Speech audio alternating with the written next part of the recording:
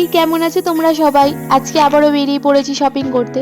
তবে আজ যাব বাজার কলকাতাতে উইন্টার ওয়্যারে শপিং করতে। আর তার আগেই ঢুকে পড়লাম এই কেকের দোকানটায়। সত্যি বলছি, এই কেকের দোকানের চিজ কেকটা না মারাত্মক খেতে। আমার তো খুব ভালো লেগেছে।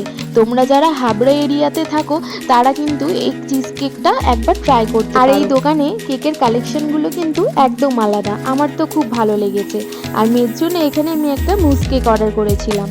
যাই হোক, এরপরে চলে আসলাম বাজার কলকাতাতে। আর এখানে এসে কে কাকে দেখে, আমি তো সোজা ঝাঁপিয়ে পড়লাম এখানের কালেকশনের ওপর।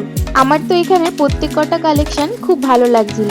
দেখো তো এই রেড কুর্তিটা কেমন লাগছে, ভালো লাগছে আমার ওপর? তোমরা অবশ্যই কমেন্ট করে জানিও। হাবড়ার এই বাজার কলকাতাটায় আমি প্রথমবার এলাম, আর এখানকার কালেকশন তো আমার খুব ভালো লেগেছে।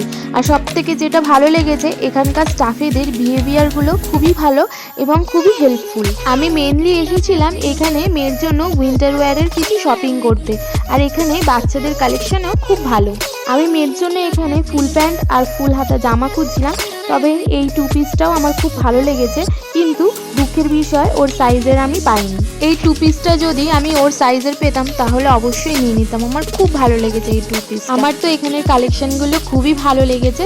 আর দেখো, আমি এখানে পুরো এক ব্যাগ শপিং করেছি। তোমাদের যদি আমার এই ভিডিওগুলো দেখতে ভালো লাগে তাহলে অবশ্যই একটা লাইক করে দিও এবং আমার চ্যানেলটিকে সাবস্ক্রাইব করে দিও।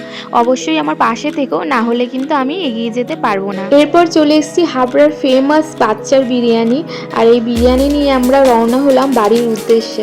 চলো, দেখা হবে পরের ভিডিওতে। ততক্ষণ তোমরা ভালো থেকো, সুস্থ থেকো। Bye bye.